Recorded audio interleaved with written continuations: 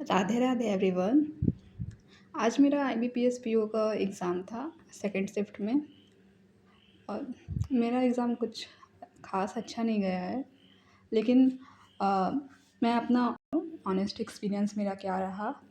और सबसे पहले तो मैं बता देती हूँ एग्ज़ाम में क्या क्या आया था। वैसे तो मुझे ज़्यादा याद नहीं है सही से, लेकिन जो जो याद है मैंने वो लिख दिया है। और इसके बाद बात करते हैं कि मेरा एक्सपीरियंस क्या रहा आज के एग्ज़ाम में, और क्या गलतियाँ नहीं करनी चाहिए वहाँ पे, मैंने क्या एक्सपीरियंस किया उस बारे में। तो सबसे पहले इंग्लिश में एक आरसी आई थी जो पैंडेमिक से रिलेटेड थी।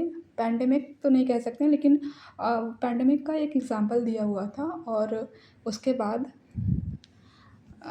वर्क प्रायोरिटी से रिलेटेड थी, और एक पीजे था, मतलब पैराजम्बल था 6 सेंटेंस का। इजी था, मॉडरेट लेवल का। और ईरर डिटेक्शन के 4-5 क्वेश्चंस थे, और फिर फ्रेज रीअरेंजमेंट के क्वेश्चंस थे। अब ज़्यादा और इस और इससे ज़्यादा मुझे याद नहीं है। और उसके बाद क्वांट्स में सबसे पहले सिंप्लीफिकेशन के 3-4 क्वेश्चंस थे, और रॉन्ग नंबर सीरीज़ के 3-4 क्वेश्चंस थे। मैंने तो रॉन्ग नंबर सीरीज़ में शायद 2 ही सिर्फ अटेम्प्ट किए। और फिर डीआई 3 डीआईज़ थी, एक टेबल और एक लाइन ग्राफ और एक केसलेट डीआई। मैंने 2 डीआई टेबल, लाइन ग्राफ वाले डीआई सॉल्व किए। और उसके बाद अर्थमेटिक में मैंने 1-2 क्वेश्चन ही किए हैं, ज़्यादा नहीं किए हैं। तो टोटल अटेम्प्ट मैंने 16 ही सिर्फ किए हैं। और रीज़निंग में सिलॉक्स वाले और इनइक्वालिटी की, सिलॉक्स के मैंने 2 क्वेश्चन किए हैं, और इनइक्वालिटी के मैंने सारे क्वेश्चंस कर दिए, 3-4 क्वेश्चंस शायद थे।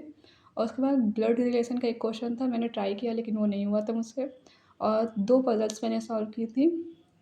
एक तो मैं मार्क नहीं कर पाई, अ, और एक सर्कुलर अरेंजमेंट वाली वो हो गई थी। उस सच बताऊँ, मॉक देती थी तो मेरे अटेम्प्ट मैथ में 20+ ही होते थे।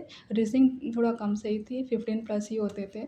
लेकिन तभी वहाँ पर पता है मैंने ये चीज़ नोटिस किया, जो इंटरफेस था उसमें मुझे काफ़ी प्रॉब्लम्स आ रही थी।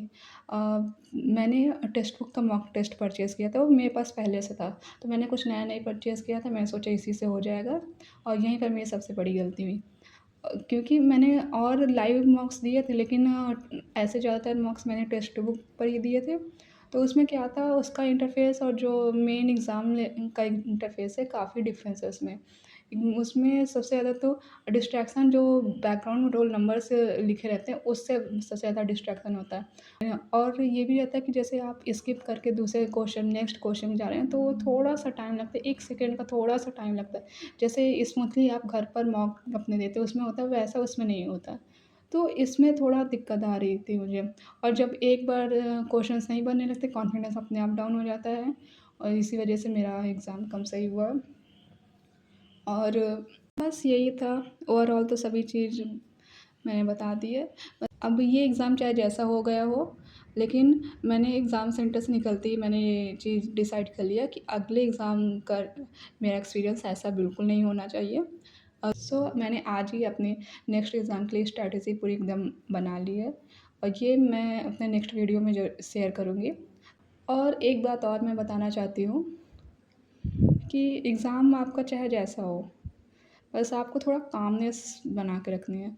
एग्ज़ाम ज़्यादा हार्ड नहीं आता, बस वही है कि आप अगर ज़्यादा नर्वस नहीं होंगे तो आराम से अटेम्प्ट कर लेंगे। मेरे साथ यही हुआ कि मैं नर्वस हो गई थी थोड़ा-सा, जब मुझे नहीं बन रहे थे क्वेश्चंस। मैंने डीआई सेलेक्ट करने में थोड़ा टाइम लगा दिया। सो या that's it for today. Good night everyone, and we will meet in next video. So stay tuned for my next video, and Radhe Radhe everyone.